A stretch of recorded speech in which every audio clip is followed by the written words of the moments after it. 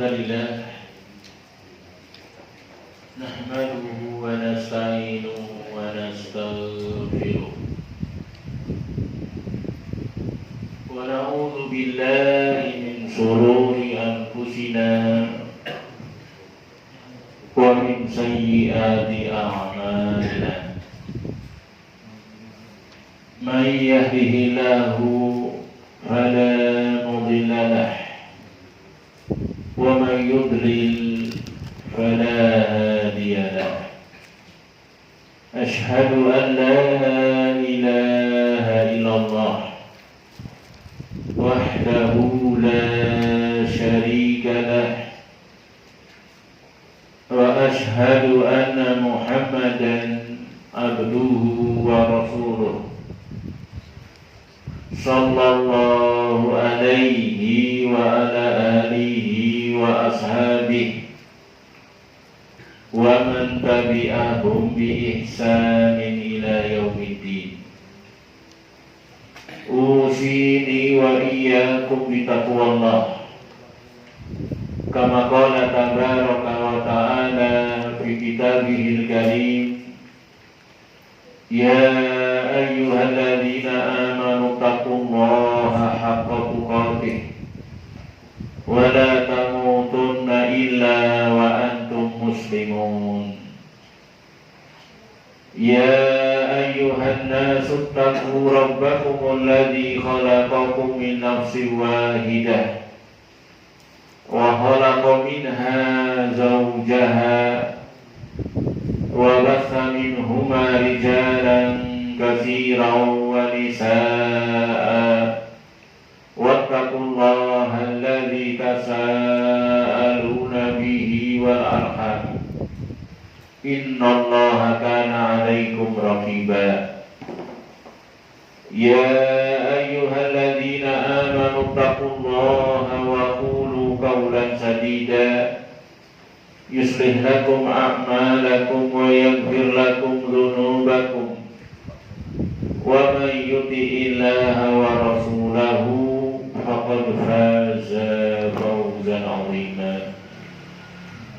أما بعد فإن أصدق الحديث كتاب الله وخير الهدي هدي محمد صلى الله عليه وآله وسلم وشر الأمور محدثاتها وكل محدثة بدعة وكل بدعة ضلالة وكل ضلالة في النار.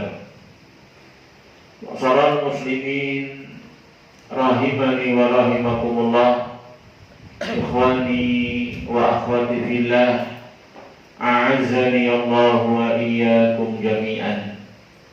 Alhamdulillah, segala puji hanyalah milik Allah Subhanahu wa ta'ala atas limpahan nikmatnya yang tidak terhitung kepada kita seluruhnya.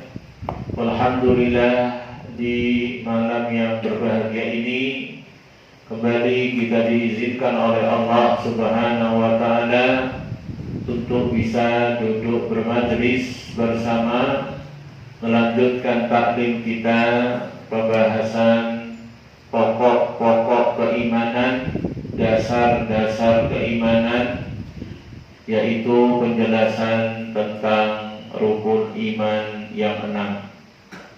Dan kita masih membahas rukun iman yang pertama, yaitu al-imanu billah, mengimani Allah Subhanahu wa ta'ala, yang di dalamnya terkandung 4 perkara. Yang pertama, mengimani wujudnya Allah Subhanahu wa ta'ala. Yang kedua, mengimani rububiyah Allah Subhanahu wa ta'ala. Yang ketiga, mengimani uluhiyah Allah Subhanahu wa ta'ala. Dan yang terakhir, yang keempat, mengimani nama-nama dan sifat-sifat Allah Subhanahu wa ta'ala. Alhamdulillah, untuk poin yang pertama, mengimani wujudnya Allah, dan poin yang kedua, mengimani rububiyah Allah Subhanahu wa ta'ala. sudah kita selesaikan pembahasannya. Dan kita masih membahas, ya, belum selesai dari perincian poin yang ketiga, yaitu mengimani uluhiyah Allah Subhanahu wa Ta'ala. Mengimani bahwasannya hanya Allah lah satu-satunya yang berhak untuk diibadahi. Adapun yang selain Allah, siapapun dia, bagaimanapun kondisi dan keadaannya, maka tidak berhak untuk disembah, tidak berhak untuk diibadahi. Apabila disembah, diibadahi yang selain Allah tadi, maka ini merupakan ilah batilah, sesembahan yang batil. Allah Subhanahu wa Ta'ala berfirman, sudah kita sampaikan dalam surat Luqman ayat 30 dan Al-Hajj ayat 62, dzalika bi annallaha huwal haqq wa anna ma yad'una min dunihil batil. Yang demikian itu karena Allah lah dia zat yang hak, yaitu yang berhak satu-satunya untuk diibadahi. Wa anna ma yad'una min dunihil batil. Adapun yang diibadahi, disembah selainnya, batil, adalah sembahan yang batil. Dan juga sudah kita sampaikan berulang-ulang, mengapa sih kok hanya Allah yang berhak satu-satunya untuk diibadahi? Jawabannya karena Allah lah satu-satunya yang memiliki rububiyah. Karena Allah lah yang bersendirian dalam menciptakan alam semesta ini seluruhnya. Karena Allah lah yang bersendirian di dalam memiliki, menguasai, ya, merajai alam semesta ini seluruhnya. Dan juga karena Allah lah yang bersendirian di dalam pengaturan alam semesta ini. Sebagaimana Allah bersendirian menciptakan alam semesta ini seluruhnya, demikian pula Allah bersendirian yang berhak untuk diibadahi. Sudah kita sampaikan juga berulang-ulang surat Al-Baqarah ayat 21-22, ya ayyuhan nasu u'budu rabbakumul ladzi khalaqakum walladzina min qablikum. Wahai orang-orang yang wahai manusia, ya ayyuhan nas, dipanggilan seruan kepada seluruh manusia, u'budu rabbakum. Perhatikan dalam ayat ini Allah mengajarkan kepada kita, u'budu rabbakum, ibadahilah oleh kalian wahai manusia rabbakum. Rabbakum, Rabb maknanya pemilik rububiyah. Ibadahilah oleh kalian Rabb kalian, yaitu yang menciptakan kalian. Sebagaimana kelanjutan ayatnya, alladzi khalaqakum walladzina min qablikum, yang telah menciptakan kalian dan orang-orang sebelum kalian. Dan juga kelanjutan ayatnya yang sudah sering kita bahas, ya, yang menciptakan bumi terbentang, menciptakan langit, ya, di atasnya, menurunkan hujan, menumbuhkan tanaman, rizqan lakum, memberi rezeki sebagai rezeki bagi kalian. Kemudian di akhir ayatnya Allah mengatakan, "Fala taj'alu lillahi andada wa antum ta'lamun." Maka janganlah kalian menjadikan bagi Allah andad, tandingan-tandingan, yaitu dalam beribadah. Wa antum ta'lamun, dan kalian mengetahui, yaitu mengetahui hanya Allah yang menciptakan, hanya Allah yang menurunkan hujan, hanya Allah yang menumbuhkan tanaman, bersendirian, tidak ada yang bersekutu. Sebagaimana Allah bersendirian dalam rububiyahnya, Allah bersendirian dalam hak untuk diibadahi. Ar-Rabbu huwal ma'bud, Rabbul Alamin, dialah yang berhak untuk diibadahi. Kemudian kita bahas tentang ibadah, ya, pengertiannya, definisinya dan seterusnya, macam-macamnya, sampai kita bahas termasuk kita bersyahadat asyhadu an la ilaha illallah. Ini juga merupakan tauhid uluhiyah. La ilaha illallah, tidak ada yang berhak untuk diibadahi kecuali hanya Allah saja. La ilaha illallah, la ma'budan bihaqqin illallah. Itu sudah kita bahas. Ya, jadi syahadat ini juga merupakan makna dari uluhiyah, dibawanya kepada uluhiyah, bukan dibawa kepada rububiyah. Ya, dan uluhiyah ini sangat agung. Dia merupakan maksud dan tujuan Allah menciptakan manusia dan jin. Wa ma khalaqtul jinna wal insa illa liya'budun. Dan juga dia maksud dan tujuan diturunkannya kitab-kitab, diutusnya para nabi, para rasul, bahkan syariat jihad itu pun tujuannya, maksudnya adalah agar ibadah itu hanya untuk Allah saja, agar tidak ada kesyirikan. Itu disyariatkannya jihad, dan ini juga sudah kita bahas. Maka berkaitan dengan syahadat tersebut, kita bahas juga perkara yang sangat penting, yang sangat mendasar, yang tidak boleh bodoh seorang muslim di dalamnya, bahwasanya syahadat yang kita ucapkan itu memiliki syarat-syarat. Ada syarat-syaratnya untuk syahadat kita itu diterima sah di sisi Allah Subhanahu wa taala, dan itu dengan tatabbu, istiqra para ulama. Dan para ulama mengkaji Quran, mengkaji hadis, membacanya, menelaahnya, mereka menjelaskan ada 7 syarat.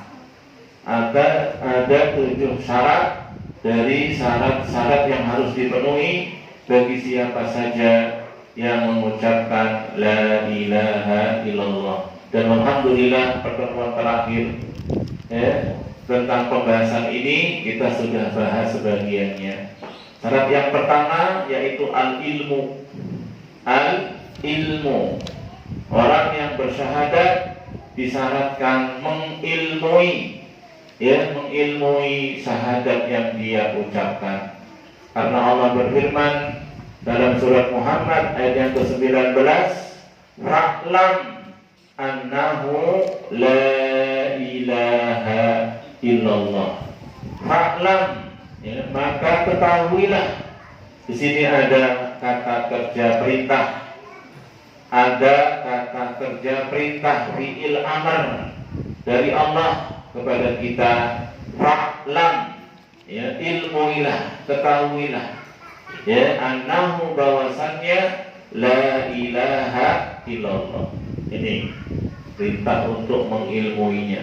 Demikian pula dalam surat Az-Zukhruf ayat 86 Allah mengatakan illa man syahida bil haqqi wa hum ya'lamun, kecuali orang yang bersaksi bil haqq dengan kebenaran, wa hum ya'lamun, dan mereka dalam keadaan mengilmui. Illa man syahida bil haqq, kecuali orang yang bersaksi dengan kebenaran, maksudnya dengan la ilaha illallah, wa hum ya'lamun, yaitu benar-benar dalam mereka mengucapkannya, mereka mengilmui, mereka memahami apa yang telah diucapkan oleh lisannya. Dan juga dalam sebuah hadis dari Imam Muslim, Rasul mengatakan, man mata, siapa yang mati, wa huwa ya'lamu, sedangkan dia matinya dalam keadaan mengilmui, annahu la ilaha illallah, bahwasanya tidak ada yang berhak diibadahi kecuali Allah, dakhalal jannah, maka dia akan masuk surga. Tapi tidak cukup sekedar mengilmui, Tidak cukup hanya menggunakan hadis ini saja, cukup mengetahui nanti masuk surga. Nah, karena kita harus apa? Harus membahas pembahasan ini dengan dalil-dalil secara keseluruhan, ya, dari Quran, dari hadis-hadis, ya, ayat-ayat Allah dibaca oleh para ulama, diteliti, ditelaah, kemudian mereka menyimpulkan ada 7 syarat. Bukan cuma mengilmui saja. Dan tentang ilmu la ilaha illallah sudah kita terangkan. Ya, kemudian yang kedua al-yakin.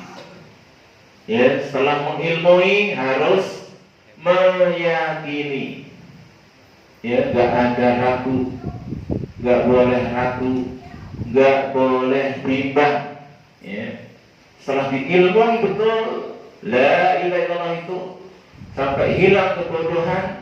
Yang kedua, dia harus al-yakin, meyakini, yaitu yakin, ya, serta benar-benar memahami kalimat la ilaha illallah tanpa keraguan, tanpa kebimbangan sedikit pun. Allah Subhanahu wa taala berfirman dalam surat Al-Hujurat ayat yang ke-15. Allah mengatakan, innamal mu'minuna alladzina amanu billahi wa rasulih tsumma lam yartabu.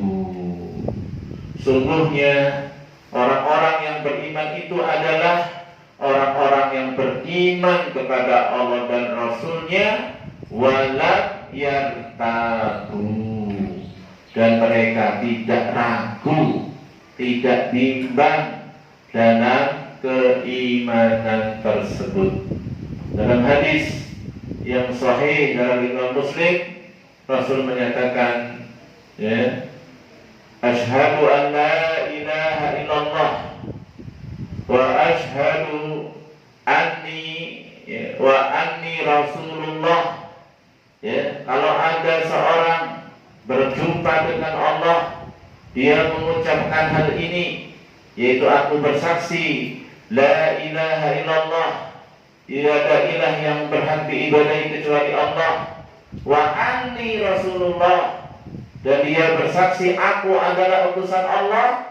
Siapa saja, ya, hamba yang mengucapkan hal ini, berjumpa dengan Allah membawa kalimat ini, kemudian Rasul mengatakan ghairu sakin fihima, dalam keadaan yakin, ya, akan 2 kalimat syahadat tersebut, illa dakhalal jannah, kecuali dia mesti akan masuk surganya Allah. Ya, tidak ada seorang hamba pun yang meninggal berjumpa dengan Allah dalam keadaan bersyahadat asyhadu an la ilaha illallah dan Muhammad Rasulullah, ya, dalam keadaan tidak ragu, ya, kecuali mesti hamba yang seperti ini akan masuk surganya Allah. Ini menunjukkan tidak cukup mengilmui, karena ilmu yang benar, ilmu yang memang benar-benar terhujat di hati, itu mesti akan menumbuhkan keyakinan. Tidak mungkin bisa yakin kalau tanpa ilmu. Maka setelah berilmu, hendaknya dia meyakini. Demikian pula dalam hadis yang lain juga dari Imam Muslim, Rasul mengatakan kepada salah seorang sahabatnya, ketika itu Rasul sedang berada di sebuah kebun dari kebun-kebun di kota Madinah. Rasul berkata kepada sahabat tersebut, idhab, pergilah kamu, ya, bina layya hataini, pergilah kamu membawa sendalku ini, 2 sendalku ini. Maman lakita min wara'i hadal haib, ya, pergi, ya, bawa ini 2 sendalku, ya. Wallahu alam bisawab, mungkin maksudnya ketika dia bertemu dengan orang lain, dia mengatakan aku telah diutus Rasul. Tidak percaya nih sendalnya, ya, bukan tipu-tipu, bukan bohongan, begitu, ya. Kata Rasul, pergi bawa 2 sandalku ini, Kemudian siapa saja faman lakita min wara'i hadzal haid, yang kamu jumpai di balik pagar tembok kebun ini, yashhadu an la ilaha illallah, kamu jumpai dia bersyahadat. Ya, apa kata Rasul yang jadi pembahasan kita? Mustaiqinan biha qalbu, dia bersyahadatnya mustaiqinan biha qalbu, dalam keadaan hatinya meyakini yang dia syahadat tadi, yang dia ucapkan, fabashirhu bil jannah, maka beri kabar kepadanya dengan surganya Allah Subhanahu wa ta'ala. Maka syarat untuk masuk surga bagi orang yang mengucapkan syahadat ini, ya, di samping dia mengilmuinya, dia harus meyakininya. Sekali lagi, tidak ada ragu, tidak ada kebimbangan sedikit pun. Sahabat Ibnu Mas'ud, semoga Allah meridhoinya, disebutkan dalam Fathul Bari oleh Ibnu Hajar rahimahullah, ya, al-yaqin, ya, al-yaqinu al-iman kulluh wa sabru nisful iman. Yakin adalah iman secara keseluruhan, dan sabar itu adalah sebagian dari keimanan. Ya, tidak ada keraguan lagi bahwasannya orang yang yakin dengan makna la ilaha illallah, seluruh anggota tubuhnya akan patuh, akan nyerah, pasrah, beribadah kepada Allah saja, tidak akan mensekutukannya, dan dia akan menyerah pasrah juga dengan syahadat yang kedua terhadap Rasulullah Sallallahu Alaihi Wasallam. Dia beribadahnya hanya kepada Allah, itu syahadat yang pertama. Dalam ibadah kepada Allah hanya mengikuti syariat atau sunnah Rasulullah Muhammad Sallallahu Alaihi wa alihi Wasallam. Kemudian yang ketiga al-ikhlas. Ya, al-ikhlas, ya, sebagaimana firman Allah dalam surat Az-Zumar ayat 2 sampai 3, Allah mengatakan fa'budillah mukhlishan lahuddin. Fa'budillah mukhlishan lahuddin. Beribadahlah kamu kepada Allah mukhlishan lahuddin, dalam keadaan memurnikan agama, memurnikan ketaatan, memurnikan ibadah itu hanya untuk Allah saja. Ala lillahi dinul khalis, hanya milik Allah saja agama, ketaatan, ibadah yang khalis, yang ikhlas. Maksudnya seorang yang bersyahadat, ya, hendaknya dia membersihkan amal-amalnya dari kotoran-kotoran kesyirikan, besarnya, kecilnya, bersihkan. Yang nampak, yang enggak nampak, bersihkan. Ya, ada syirik besar, ada syirik kecil. Ada syirik yang zahir, nampak, kelihatan. Ada syirik yang tersembunyi. Bahkan dikatakan dalam hadis, lebih samar daripada langkah semut yang hitam di atas batu yang hitam di malam yang gelap gulita. Tak tambahi hujan deras lagi. Gambarkan sama betul, gak melihat. Itu dia riya. Gak ngerti. Orang secara zahir, masya Allah, berjihad sampai mati. Ya, gak ngerti orang itu. Oh, masya Allah, nomor satu dia terdepan dalam jihad. Ada orang berinfak, bersedekah, masya Allah, duitnya banyak, infaknya gak berhenti-berhenti. Semua jalan-jalan kebaikan dia punya saham di situ sampai mati. Ya, masya Allah, belajar Quran, belajar hadis, nyantri, sampai jadi ustadz, sampai berdakwah, sampai mati kayak gitu. Ternyata di akhirat nanti ditanya tentang niatannya, dia mengatakan lisannya lillah, karenamu ya Allah. Allah katakan kadzabta, kamu bohong. Aduh kacau ini. Kamu bohong. Lisan bisa mengatakan saya ikhlas. Ya, sebagaimana banyak orang ketika beramal, saya ikhlas Pak. Padahal kalau kita bahas ikhlas itu, kata para ulama, barang siapa yang melihat ikhlas dalam ikhlasnya, itu amalnya butuh ikhlas lagi. Barang siapa yang melihat ikhlas dalam amalnya, maka ikhlas itu tadi masih butuh ikhlas lagi. Ya, melihat dirinya ikhlas itu jangan-jangan ujub. Ini juga penyakit, bangga diri bisa menghabisi amal-amalnya. Ya, jadi 3 orang tadi disebutkan dalam hadis, bahkan yang pertama dirasakan panasnya api neraka. Bukan orang-orang yang musyrik gitu, kafir bukan. 3 orang ini yang pertama dirasakan kepada mereka azab neraka. Orang yang berjihad sampai mati, orang yang berinfak sampai mati, orang yang belajar ilmu agama mengajarkannya sampai mati. Orang lihatnya secara zahir, masya Allah, dipuji, disanjung. Tapi di akhirat nanti tidak ada yang tersembunyi. Allah ngerti hakikat niatan kita. Dan ketika lisan kita mengatakan ikhlas, Allah tahu. Ya, dan ini perkara yang hendaknya kita benar-benar berhati-hati. Jangan merasa aman. Ya, jangan merasa aman. Ikhlas itu sulit. Ikhlas itu berat.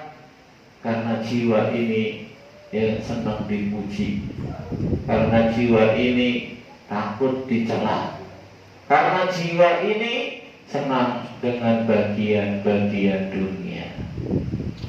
Inna nafsa la'ammaratun bisu. Sesungguhnya hawa nafsu itu mengajaknya kepada keburukan. Siapa yang gak senang perempuan kalau laki-laki? Siapa yang gak senang laki-laki kalau perempuan? Sama aja ya. Siapa yang gak senang dinar, dirham, emas, perak, rupiah, dolar? Siapa yang gak senang pangkat, kedudukan? Siapa yang gak senang rumah bagus, kendaraan mewah? Siapa yang gak senang sawah ladang? Siapa yang gak senang pertanian, perkebunan, peternakan? Kita semua pasti gak bisa tidak ada kecenderungan akan hal-hal tersebut.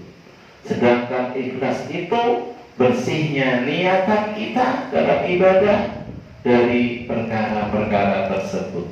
Yang ada niatan-niatan tadi, dia semata-mata mengharapnya balasan dari Allah. Dia hanya mencukupkan Allah sebagai saksi.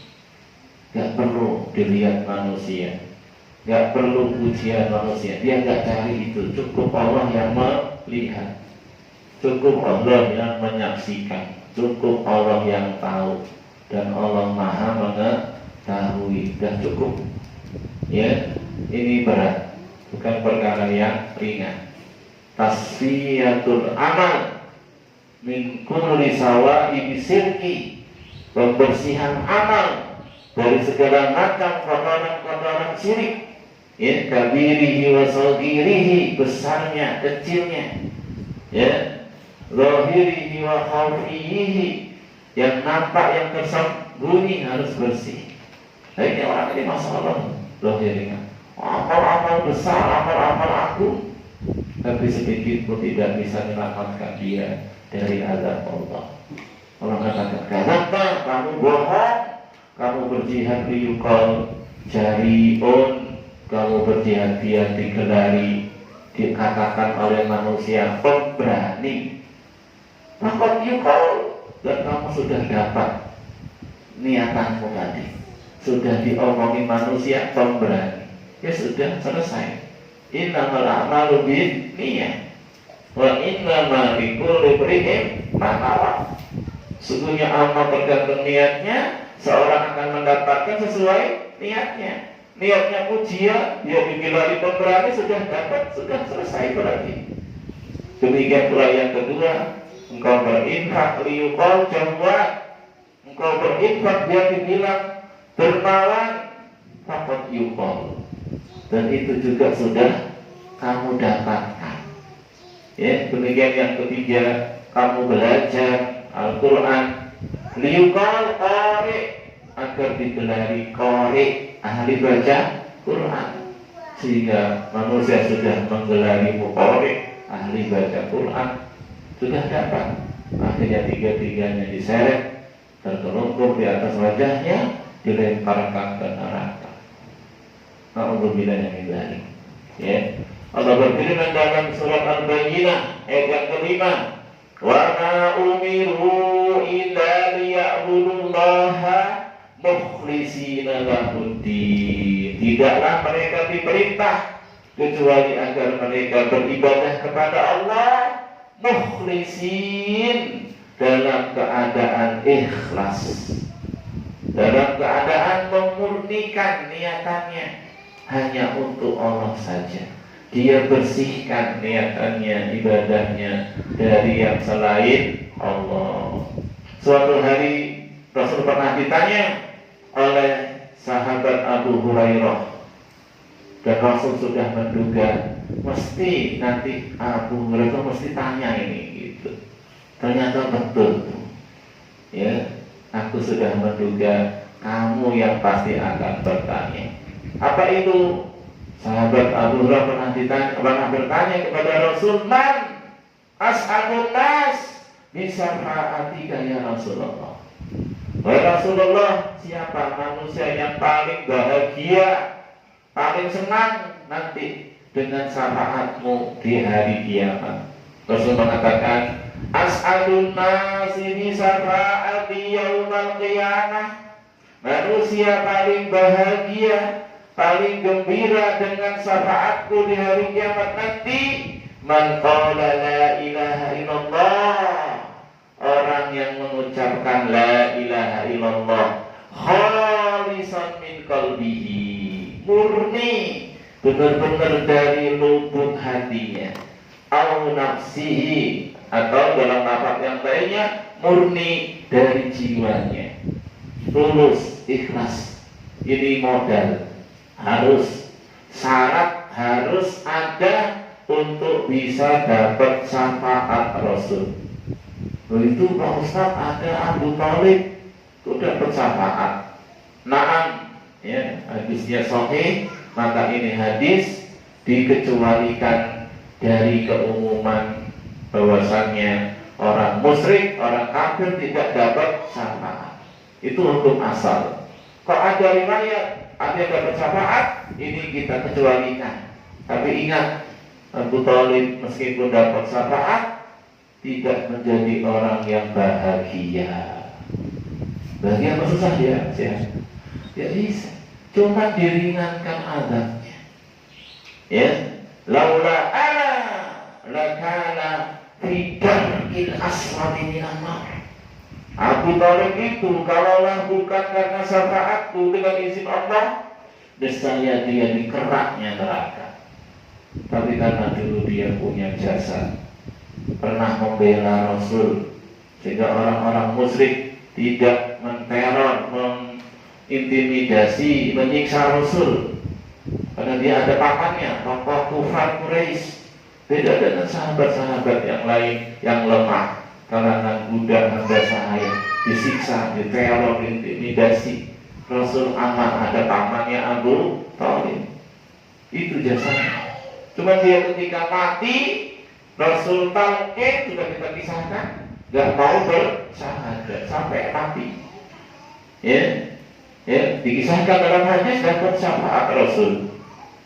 Yang ta'ilu bina laini minan nar yang limin hadimahu, yaitu cuma diazab dengan cara dipakaikan 2 kelompok dari api neraka.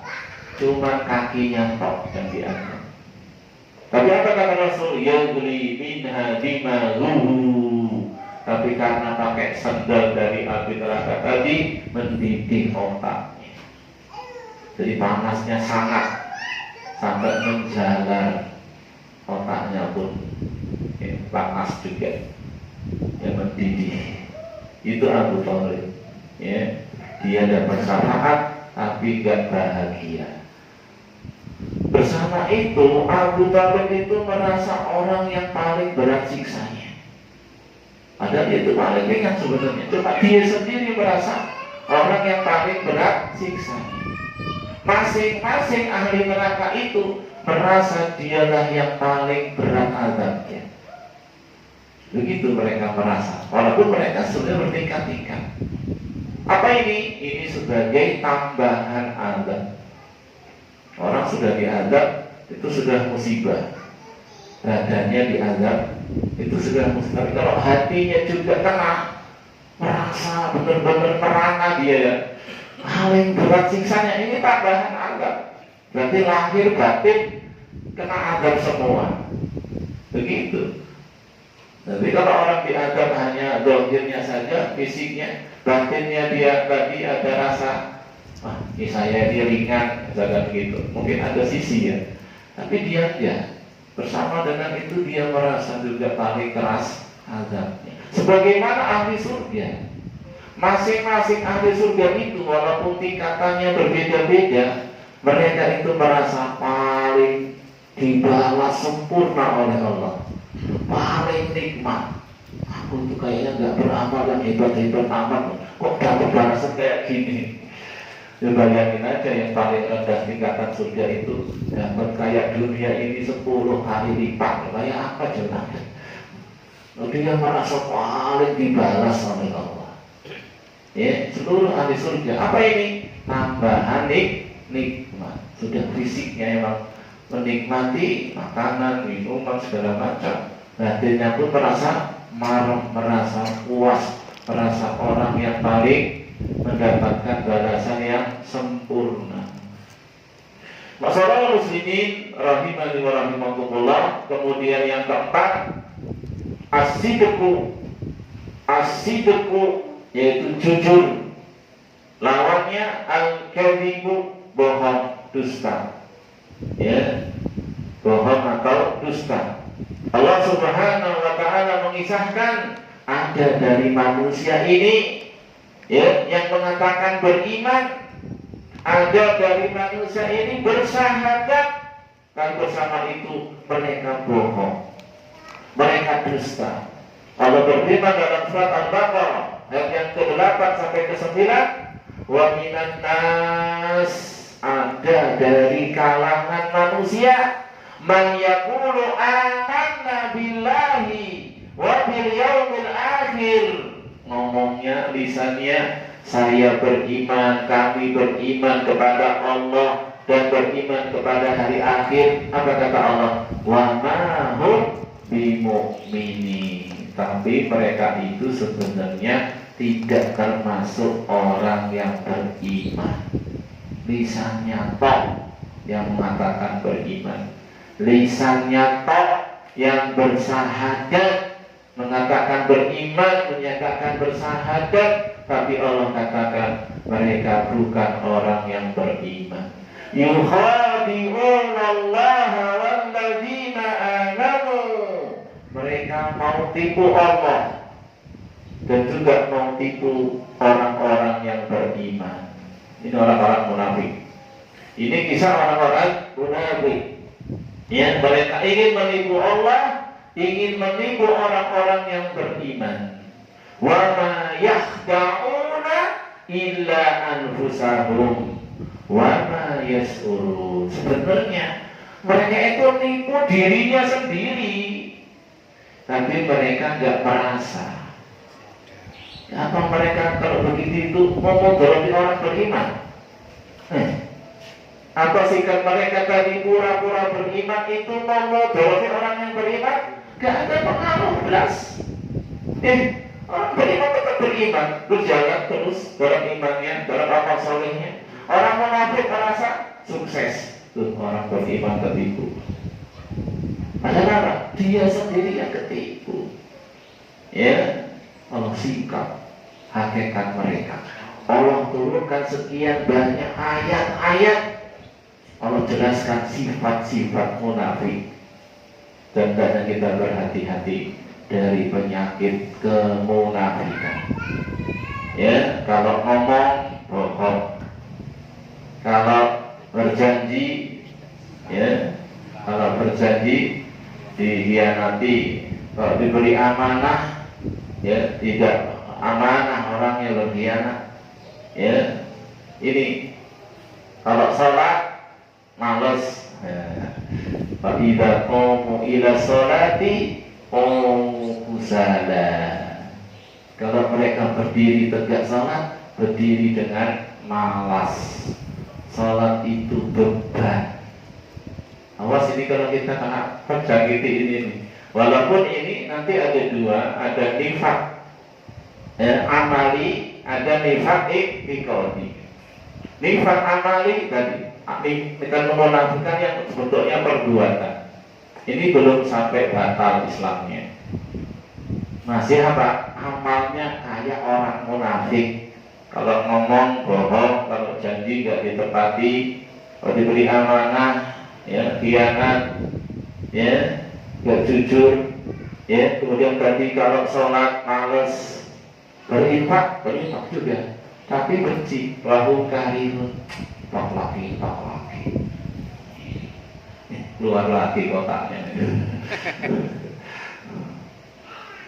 Infak ya mungkin, tapi hatinya ada yang suka, bakhil, pelit, ya begitu.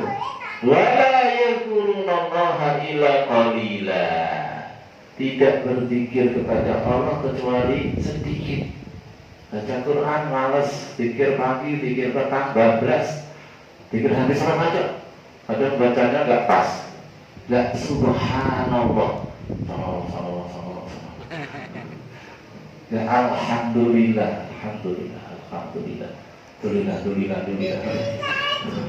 Enggak Allahu Akbar. Ini kalau lafaznya enggak pas itu enggak dapat pahala loh. Nah, dalam hadis itu yang habis sholat zikir ini tadi mengucapkan subhanallah, mengucapkan alhamdulillah, mengucapkan Allahu Akbar, maka akan dihapus dosa-dosanya walaupun sebanyak buih di lautan. Apa syarat dihapus dosa sebanyak buih di lautan? Mengucapkan subhanallah. Maka termasuk itu daya iblis, orang itu buru-buru aja berzikir sampai nggak mengucapkan subhanallah, mengucapkan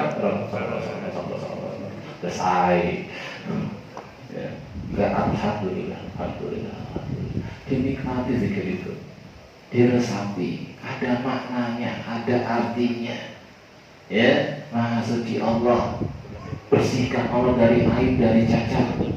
Alhamdulillah, segala puji milik Allah, karena semua nikmat dari Allah. Allah yang sempurna seluruh sisi-sisinya, tidak ada cacat. Makanya segala puji milik Allah. Allahu Akbar, Allah yang paling besar, kita kecil. Dan apa yang kita miliki semuanya kecil. Harus kalah dengan Allah. Harus dahulukan Allah. Diresapi, berdoa, bermunajat, dipahami artinya minta apa, berlindung diri dari apa. Cuma ngomong kok gak ngerti artinya gimana. Ini namanya lalai. Zikir tapi lalai. Ini termasuk nanti sifat orang munafik. Sedikit berzikir dan seterusnya dari sifat-sifat kemunafikan. Nah, kalau sudah sampai itikadi, nifak di hati, hatinya ini benci, sudah nggak suka, menyimpan kekufuran. Makanya orang munafik dikatakan apa? Hatinya berpenyakit. Ada ragu-ragu, ada kekufuran. Kalau orang dulu zaman Rasul munafik masih menyembunyikan kenifakan ini. Zaman sekarang kadang terang-terangan, ya, ngakunya Islam, KTP-nya Islam, tapi terang-terangan apa? Kufur. Lebih parah orang zaman sekarang. Munafiknya enggak disembunyikan dan ditampakkan. Yang dibelain orang kafir, yang diperkara orang muslimnya malahan. Lisannya ini cocokkan kaum muslimin terus belain orang kafir. Kayak kafir datang dicium, dirangkul. Jadi datang ahli tauhid diusir, didemo, dibubarkan. Nah, ini bukan nifak lagi nih, zindik namanya. Zindik. Apa bedanya nifak sama zindik? Kalau nifak masih menyembunyikan.